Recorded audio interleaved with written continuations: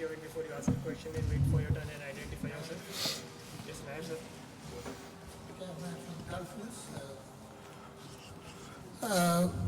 South Africa is hit by injuries, many of them, and also they're coming from 2 defeats. So how do you approach such a team, and is it an advantage, or what kind of an approach would it be? Well, firstly, we're very happy that finally we're going to start playing. It's been a while since we've been here. Secondly, look, injuries are part of the game, and these things can't be predicted, and I'm sure any team that gets hit with injuries is never a good thing, but still South Africa is a very talented, very dangerous side on their day, and even with the replacements, they would be a very strong side. So we never take anyone lightly, and whether a few key players get injured or not, if a youngster is stepping in and he has the right mindset, he can really perform on the day. So I think we need to maintain respect for that and really approach the game focusing on our strengths and what we can do as a side. Yeah. Finally, you said we starting to play. How does that work? I mean, South Africa playing their 3rd game, India playing its 1st. Most teams have played 2. How do you approach that?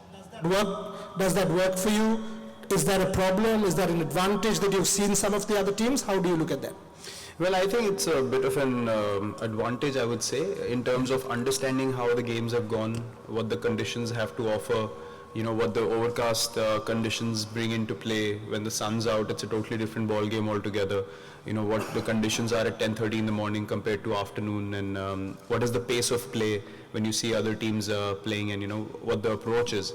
So I think from that point of view, we have a lot to absorb. We have a lot to learn from, looking at the other teams play, the teams that have done well, what have they done well, in what phases. So yeah, I think from that point of view, we would say that we have a lot of positives that we can take out of starting, after everyone else. And yeah, look, whether a team has played before or not, it really wouldn't matter on the day. It depends on how the side turns out, what kind of mental setup they have. And as I mentioned, we would have to be mentally and skillfully stronger than the opposition, whoever we play, to win on the day. So I think our focus will be that.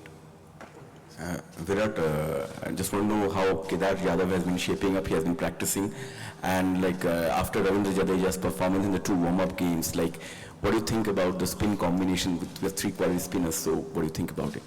Look, we selected a side that gives us all kinds of options, depending on the conditions that we're going to play in. Somewhere you might see 3 seamers playing, somewhere you might see 2 wrist spinners, somewhere you might see a wrist spinner and a finger spinner playing together. So that's why we said we probably selected the most balanced side we could have selected. And Kedar's doing well. Kedar's back to full fitness. Kedar's batting in the nets now, and he's hitting the ball well. So it's always nice to have him back in the mix because of the variety he brings into the side. Jadeja has been outstanding as well, understanding his abilities fully, really grabbing all the opportunities that have come his way, especially in Test cricket also. The way he's batting with a lot of maturity now is a great sign for the team. So whenever he steps into the team, we know we have a guaranteed template of performance that Jadeja brings to the side, in the field with the ball and with the bat as well. So I think we have all our options covered. Looking at the pitch now, we will have discussions over what the balanced combination would be, but I think we are equipped to handle all kinds of conditions here. Virat, here. Hi. This is your 3rd World Cup, but the first World Cup as the captain of the Indian team. How does it feel leading India into the World Cup? Well, it's a matter of great pride for me, honestly. Playing 2015 World Cup, I never imagined this day, because a World Cup is too far off, to think or predict anything. So I think I'm just feeling grateful that I'm in this position to have the opportunity to lead my country in a tournament like World Cup. It's always going to be a time to remember and a very, very special feeling. So I'm really looking forward to the challenge. It's a different kind of responsibility. You need to be able to absorb a lot more. So I think from that point of view, it's something that is really exciting me to have this kind of a challenge at this stage in my career.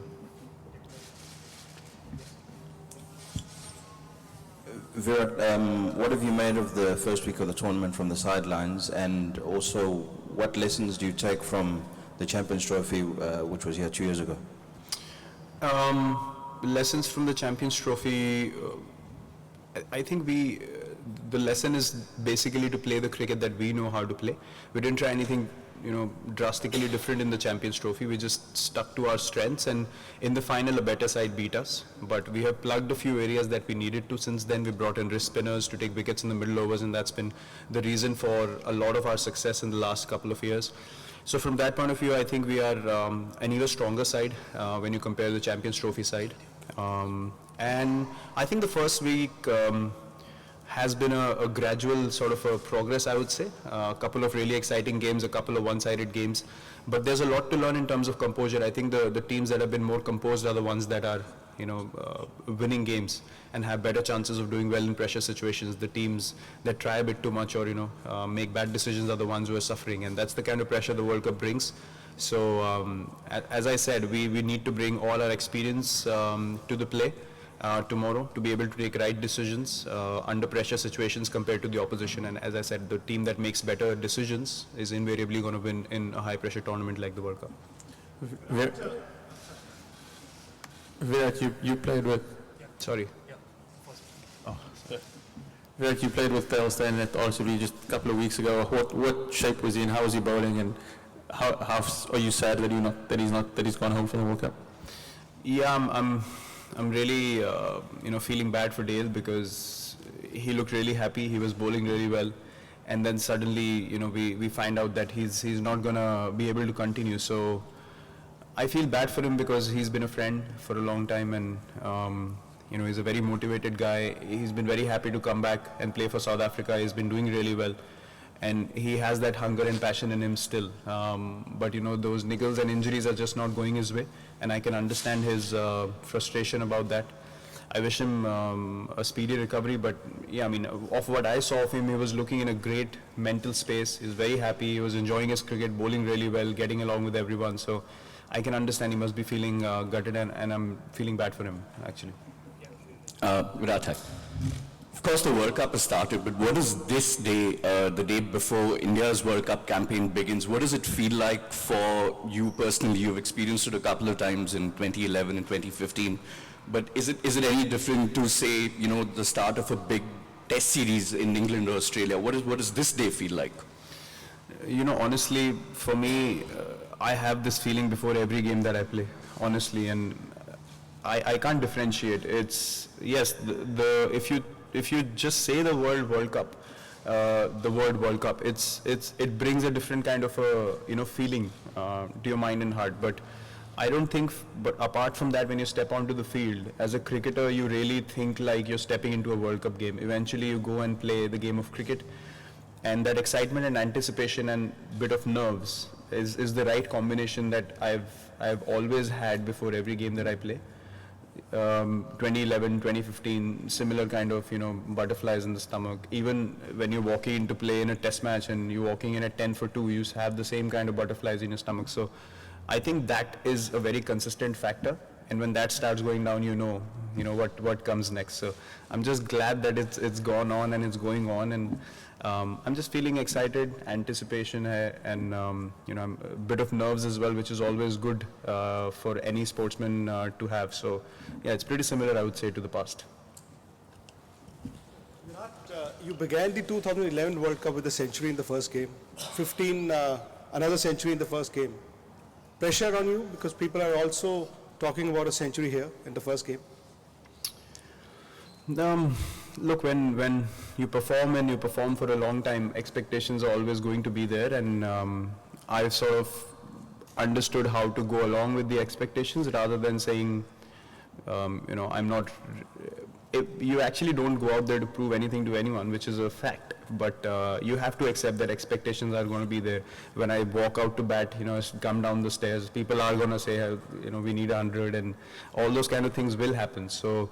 For me, that's just a part of the process now. It's not something that I don't want to hear, or something that I think people should not tell me, because when you do well, people obviously want to see you do well again and again because they want to see the team win. So my focus is, again, if I'm in a position to be able to do that again, but more importantly, make the team win, that will be my goal. And if it takes 100 runs, 150, 50, 60, 70, 40, whatever it is, I'm ready to do that. And I think that's the frame of mind I'm going to be in.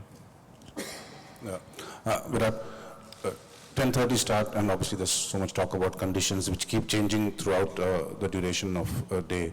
So what are the challenges of arriving at the right combination, especially the bowling combination, when you sit down at the start of the match to decide?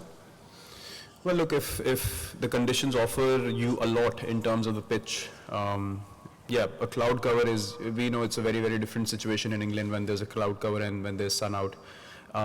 With two new balls, if the pitch has something to offer, then, an extra seamer comes into the play big time. But even on a good pitch, on a batting friendly pitch with two new balls, I foresee at least the first 10 overs to be still challenging if there's a cloud cover, because we're playing in England and the ball tends to do a bit more than any other place in the world. So I think it will definitely be challenging, starting at 10:30 in the morning for the batsman, and that's something that we've discussed and we've recognized how to go about it. What are the plans, heading into being a bit more solid in that particular phase. And from the bowling point of view as well, even if we play with two spinners, two seamers or three seamers, they are going to be in the game in the first half if we start at 10:30. So I think the dynamics will change from morning to afternoon big time, and the bowlers will have to adapt very quickly to that. We'll be taking final few questions. Yeah. Virat, can you talk about the growth as a captain since 2017 World Cup? I ask only because I don't know if you would agree, World Cups define the legacies of a captain. Do you think this will be your toughest assignment as a captain? Yeah, looking at the length of the tournament and the format of the tournament, yes, it will be tough for any captain, including myself, playing 9 games.